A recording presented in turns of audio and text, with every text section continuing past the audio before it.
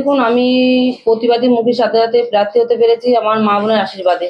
তো আজ আমার মা বোনেরাও খুশি, তো আমি ওনাদের জন্য আমিও খুশি, কেননা এটা আমার নিজের কোনো ব্যক্তিগততা আমার এর ভিতরে নেই।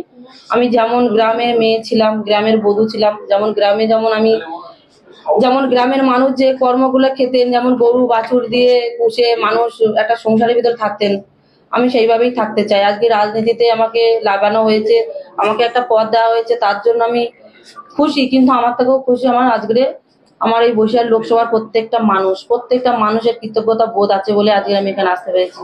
মাননীয় মোদীজি আমাকে আজকের এই পথে একটা পদ দিয়েছেন, আমাকে প্রার্থী করেছেন এই বসিরহাট লোকসভার। তো আমি ওনাকে প্রচন্ড ধন্যবাদ জানাই, কেননা আজকে আমাদের গ্রামের মানুষের সাথে যে এরকম একটা কিছু হবে, আর সেই ঠিক একদম এত গরিব পরিবার থেকে উনি যে একটা মেয়েকে বেছে নেবেন, আমরা কখনোই কল্পনা করতে পারিনি। আজ আমার জায়গায় যদি আরো কাউকে নিতেন আমি আরো খুশি হতাম, কেননা আমার মা বোনেরা আমাকে আজকের প্রার্থী হিসেবে দেখে ওনাদের আশীর্বাদে ওনারা প্রচন্ড খুশি। রাজাও অ্যারেস্ট হয়েছে, আর যে উত্তম সরকার সেও অ্যারেস্ট হয়েছে, কিন্তু এখনো আমাদের সন্দেশখালী এরকম ছোটখাটো শেখ শাহজাহানের রূপ নিয়ে হুমকি ধুমকি দিয়ে যাচ্ছে। তো ঘরে মা বোনদেরকে তাদেরকে তুলে নিয়ে গিয়ে আজকে রাজ্যের পুলিশের কাছে ক্ষমা চাওয়াচ্ছে। তো এটা আমি চাইবো ইডি সিবিআই তাড়াতাড়ি কিছু একটা করুক, কেননা মা বোনেদের সম্মান একবার হারালে তাদের সম্মান হাটে বাজারে কিনতে পাওয়া যায় না।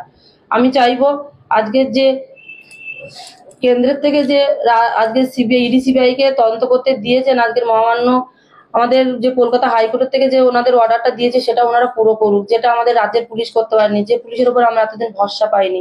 আমি একটাই ওনাদের কথা বলতে চাই, এই আমাদের যে লোকসভা ভোটটি ওনারা খুব সুস্থ সবল ভাবে দিক, খুব সকাল সকাল দিক, আর এইটা ভেবে দিক, মনে বল নিয়ে দিক, কোনো দুর্নীতিগ্রস্ত মানুষ যেন ওনারা পাশে না দাঁড়াতে পারে। আসলে পড়া হাতে যেমন আন্দোলন চালিয়েছে ওর থেকেও ভয়ঙ্কর রূপ শক্তি সরোবর বলেছেন আমাদের সন্দেশখালীর মা বোনেদেরকে, সেই রূপটা ওনাদেরকে দেখাক, সেই রূপটা নিয়ে ওনারা ভোটটা দিক, নিজের জায়গা নিজের অধিকার নিজেরাই ফলাক, আমি এটাই চাই।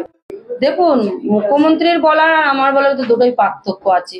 আমরা অত্যাচার হয়েছি, আমরা রুখে দাঁড়িয়েছি, তাই আমরা বলছি মা বোনদের রোখার জন্য।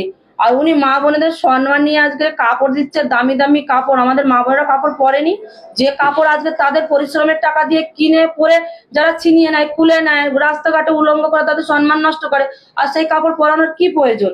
মুখ্যমন্ত্রী এটা জানাতে চাইছেন যে একটা কাপড়ের বিনিময়ে ভোট পাবে? কখনো না। আমার মা বোনেরা নিজেরা সজাগ হয়ে গেছে, তাদের ভেতরে সেই শক্তি সরোবর রূপটা এসে গেছে। উনি ছাড়ি দিয়ে এইটা প্রমাণ করতে পারেন না, এইভাবে ভোট নিতে পারেন না। ওনার এর আগে ভোট আসলে তো ভোট নেওয়ার জন্য সুরক্ষার জন্য যান, ভোটের আগে কোথায় থাকেন উনি?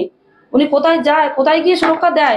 ওই শেখ শাহজাহানের নিয়ে শেখ শাহজাহানকে নিয়ে বাইরে বিদেশে বাইরের রাজ্যে চোরা কারবারের দিকে ব্যস্ত থাকে, কিন্তু মা বোনেদের সাথে সাথ দেওয়ার সময় আর না ওনার।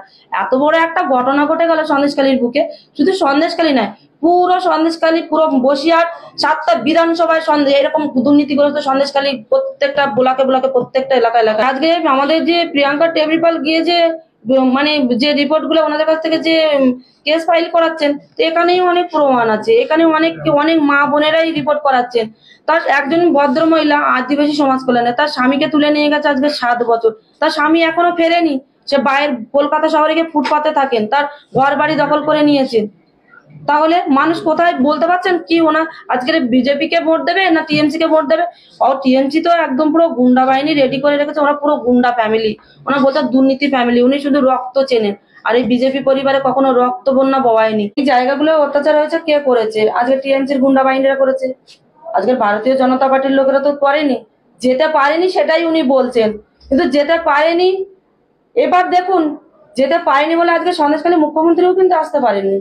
কেন আসেনি? ওনার আশাটা খুব সহজ ছিল। আজকে নুসরাত জাহানকে এই বসিরহাটের লোকসভার যে এটা বানিয়েছিলেন, ওনাকে প্রার্থী বানিয়েছিলেন, উনিও কিছু করেননি। ওনাকেও শেখ শাহজাহান হাতের পুতুল করে, কাঠের পুতুল করে নাচিয়ে গেছেন। ওনার নাম ভাঙি ভাঙিয়ে মানুষের সাথে অত্যাচার করেছেন, মানুষেরও অত্যাচার করেছেন। তো আজকের এখানে ভারতীয় জনতা পার্টির কোনো এখানে দায় পড়ে না, কেননা অত্যাচার করেছে টিএমসির গুন্ডারা, মুখ্যমন্ত্রী গুন্ডারা। এখানে কিন্তু বিজেপির গুন্ডারা কেউ যায়নি। এত দেখুন, এত মিটিং মিছিলে যাচ্ছি আমি, এত পথসভায় যাচ্ছি, কোথাও কেউ বলতে পারছে না যে আজকে আমাদেরকে এই বিজেপির জনতা পার্টির থেকে লোক গিয়ে আমাদের জোর করে বের করে নিয়ে এসছে। সবাই ছুটে ছুটে বেরিয়ে আসছে। কেন বেরিয়ে আসছে বলুন তো? তারা সম্মানের দাম জানে। একটা মায়ের সম্মান গেলে 10টা মায়ের সম্মান যায়, এটা ওনারা ভালো করেই জানে। কিন্তু একটা সিনেমা জগতের মানুষ, তো উনি আজকে মানুষের যেভাবে হেল্প করার জন্য আজকে মোটে দাঁড়িয়ে লোকসভার আমাদের বসিরহাট লোকসভা যে কিভাবে প্রার্থী হয়েছিলেন, তো উনি কারোর জন্যই কিছু করেননি। আর উনি এর ভেতরেই ইংলিশে লেটার পাঠিয়েছিলেন। বা আমাদের গ্রামের মানুষ তো পড়াশোনা জানেন না, তোরা ইংলিশের লেটারের মান বুঝবেন কি করে? উনি তো যেতে পারতেন। উনি সিনেমা আর্টিস্ট হয়েছে বলে কি উনি যেতে পারেন না মা বোনেদের কাছে? উনি সিনেমা আর্টিস্টের আগে একটা মানুষ, একটা নারী, ওনার ভাবা উচিত ছিল। তো 100% আশাবাদী। আর যদি হেরে যাই, তবে আমি যে আমার যে আন্দোলন ছিল, যে আন্দোলন ছিল সেই আন্দোলন চলবে। আর আমি মনে করি এখানে হারার কোনো প্রশ্নই ওঠে না, কেননা আমার মা বোনেরা আসে, আর তার সাথে সাথে আমাদের তাদের আশীর্বাদ আমাকে জিতিয়ে নিয়ে যাবে। তাদের সুরক্ষা সবসময় আমার সাথে। দেখুন আমি আজকের বিনা সিকিউরিটিতে আমি ওনাদের কাছে যাচ্ছি, তাহলে ওনারা আমাকে কতটা সিকিউরিটি করছেন, কতটা সিকিউরিটি দিচ্ছেন, কতটা ভালোবাসা, ওনাদের ভালোবাসা, একটা মায়ের একটা বাবার ভালোবাসা আশীর্বাদ কতটা সিকিউরিটি দিতে পারে, সেটা নিশ্চয়ই আজকের মুখ্যমন্ত্রী বুঝতে পারছেন যে এই রেখা পাত্রর জন্য সিকিউরিটির প্রয়োজন হয় না। রেখা পাত্র